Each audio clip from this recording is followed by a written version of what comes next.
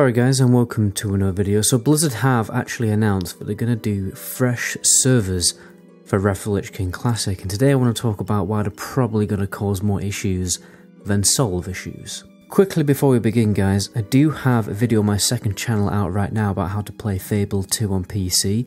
If you're interested in that, I'll leave a link in the description. Anyway, let's carry on. So we're getting fresh servers. These fresh servers, they're not allowed boosts on them, they're not allowed transfers on them for a minimum of 90 days. Apparently that's just a minimum and it may be longer than that according to a recent blue post from Blizzard. Personally I think that's completely dumb. It should be round about a year or honestly not at all. Like you shouldn't have transfers on these servers unless there is an issue.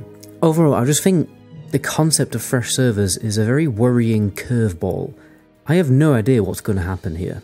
It could be a teardrop in an ocean, or it could cause pretty dramatic issues. What I don't understand is they literally just started doing work on fixing the servers, and now they're adding new ones. How is adding new ones going to fix the current issues that we already have? The issue that we had that a few months into Classic they started making way too many realms because the population was huge. Then, when the population dropped, we had too much of a small population spread over too many realms. So when the population of a game is too small to fit the current amount of servers we have, then why add more servers? I think Blizzard and the community are massively overestimating the amount of people who are going to play Wrath Classic. It's not going to be 13 million people like it was back in the day. And there's a number of reasons for that. First of all, most of the community absolutely despise Blizzard these days compared to back in the day. And now we've had this recent disgusting controversy with Diablo Immortal to ruin Blizzard's reputation even more than it was already ruined from the sue from California. And this has all happened just before the Classic Wrath release. It's going to deter many people from returning to Wrath. A lot of people take this very seriously. They simply do not want to support Blizzard, and can you hardly blame them? Last year, during the TBC announcement, the hype, the traffic, and the interest in Classic was much bigger than it has been this year round for Wrath. Trust me, funny enough I know that because I am a content creator. Plus the majority of people returning to Wrath Classic already have time invested into characters from Classic or TBC already on a current realm, not on a fresh realm obviously. These servers are supposed to be for people returning to Classic. Everyone who's potentially going to play Classic has probably already played it, and therefore already has characters, and they're probably just going to go back to playing those characters. The only people who these servers really appeal to is try-hard private server players who've been playing private servers for years and years and don't have any characters on Classic. Plus, Classic Wrath isn't the only World of Warcraft product out there. We have Blight on the horizon, and I emphasise the word might here.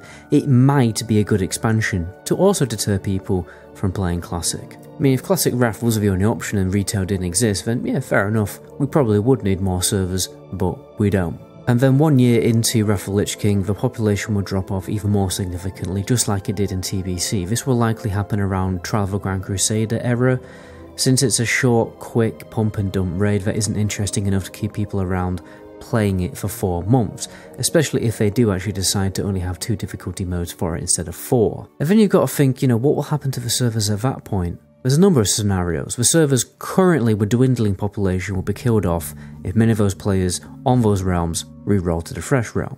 Fresh servers could have severe faction imbalance issues if Blizzard don't do anything to prevent them from happening in the first place, which, let's be honest, they're not going to.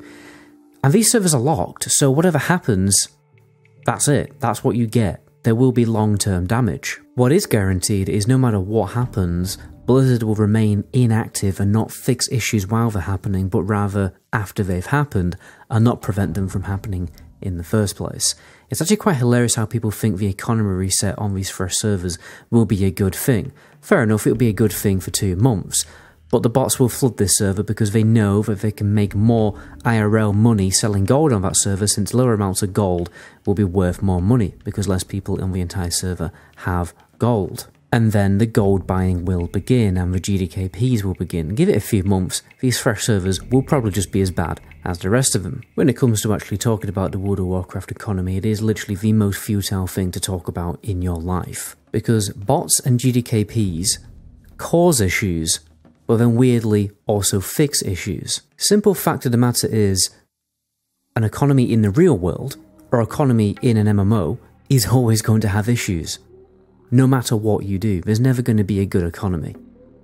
People are always going to be moaning about the economy. The only way to fix that would be to have no economy, have no currency in an MMO. Bots farm gold, rich people buy gold, then spend it in GDKPs, and then the average player can join a GDKP and make loads of gold and not have to farm endless hours on end doing a boring mindless task to get gold. You can just do a GDKP.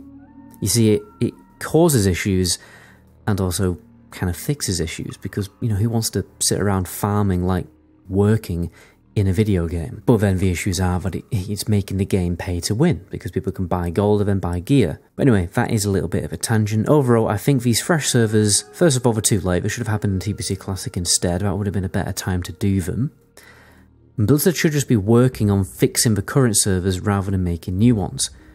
Who knows what's going to happen with these fresh servers? They may fix issues, they may not. Anyway guys, those are my thoughts. Remember, it's just my opinion, it's not going to harm anyone. Let me know what you guys think in the comment section down below. My name is MetaGoblin. Until my next video, ciao.